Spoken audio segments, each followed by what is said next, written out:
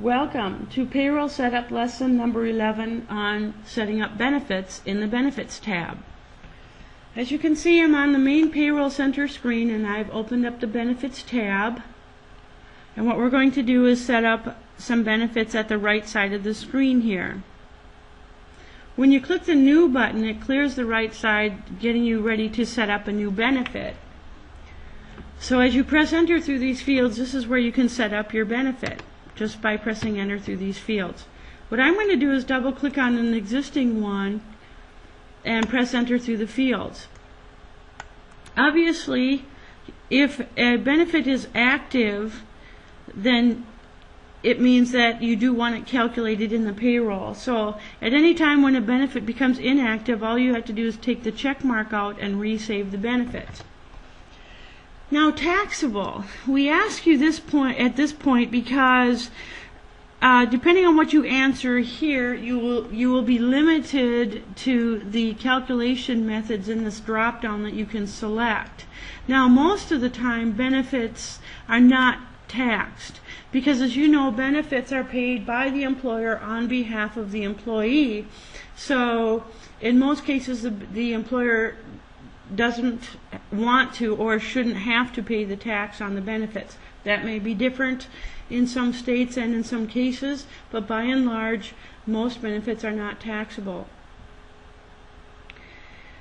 Now we also have the must attach to pay rate checkbox available here as well.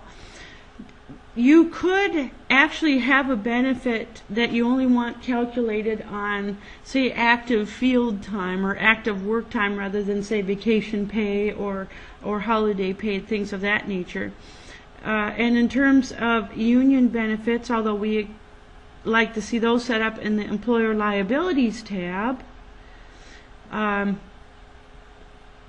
the idea is the same, that any benefit can be specific to the actual pay rates that they're meant to be calculated against. So most of the time I do not see that on benefits. I do not see this checked.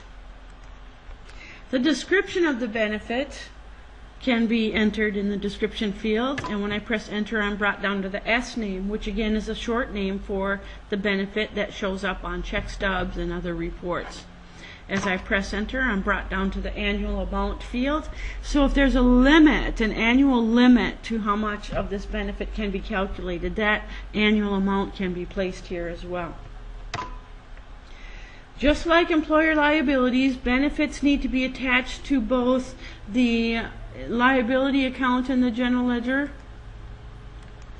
and also to the related expense account in the general ledger by selecting them from these drop downs. Now, if the benefit is a retirement plan match, you may want it to show up on the W-2s, so you can select from this drop down where you want that to show up. So it could be under retirement plan, or if you don't want it to show up on the W-2s at all, you can select this option, which is the last one on the list. Now, just like deductions, you can tell COBRA how often you want this benefit to occur. So if it's every run or specific weeks, you select that here. If you have selected specific weeks, you can tell it which weeks of the month.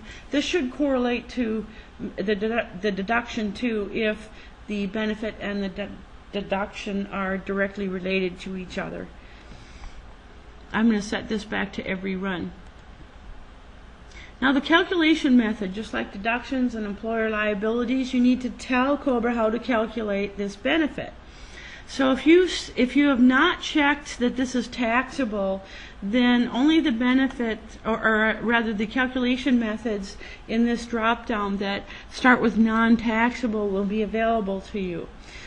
And vice versa. If you have selected that this is a taxable benefit, only the calculation methods that start with the word taxable will be available to you or accepted when you save this benefit. So let's go through some of these, because some of these are kind of tricky depending on the type of benefit that you're setting up. If the benefit is a non-taxable amount times hours paid, that means that for every hour paid, you're going to multiply that hour paid by a certain dollar amount.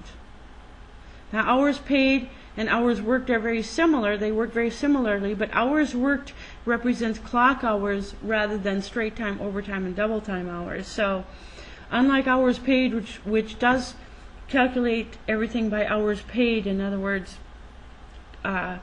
expanded out, straight time hours, overtime hours, double time hours.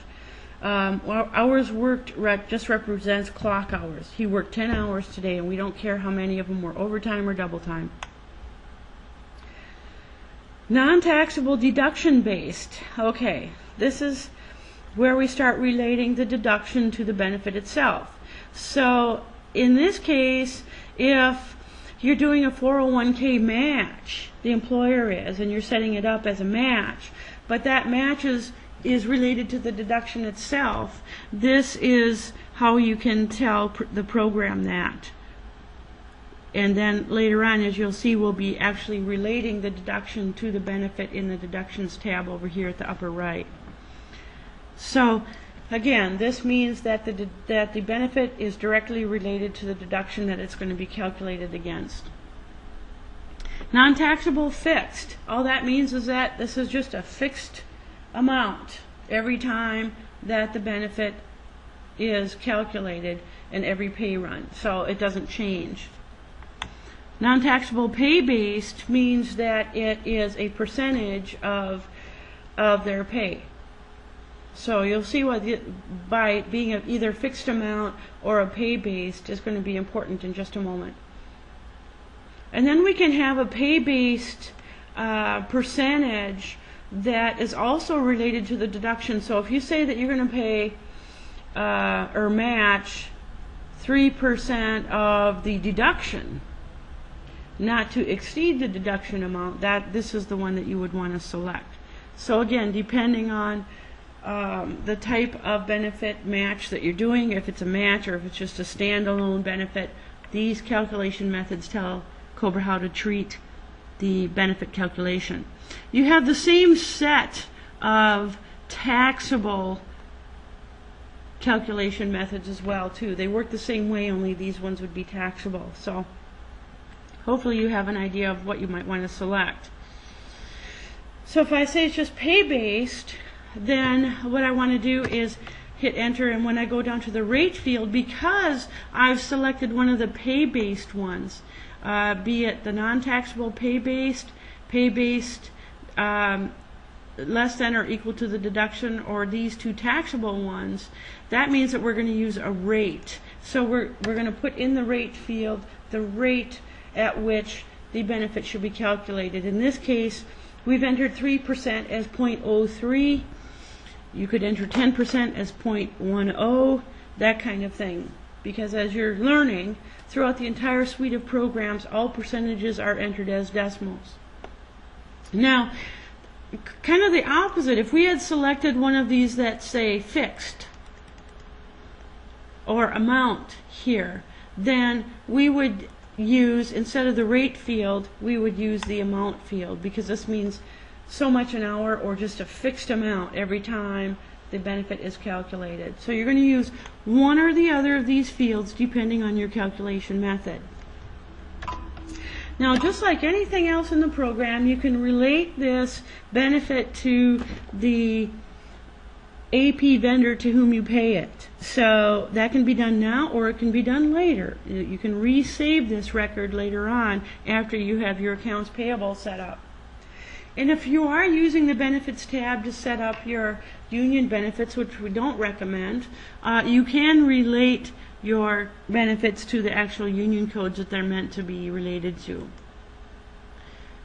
So, the only other thing about benefits is when you have selected any of these calculation methods that have the word deduction in it, okay, then what you can do is relate the benefit to the particular deduction that you're relating it to. So in the case of 401ks, let's say you're doing a 401k match, but it's related to the 401k deduction.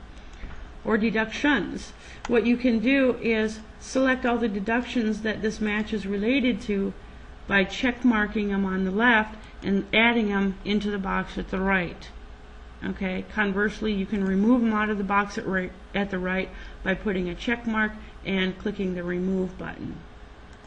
So you only need to do that again if your method says the word deduction somewhere in it. So I'm going to save this, and that ends the lesson on setting up benefits.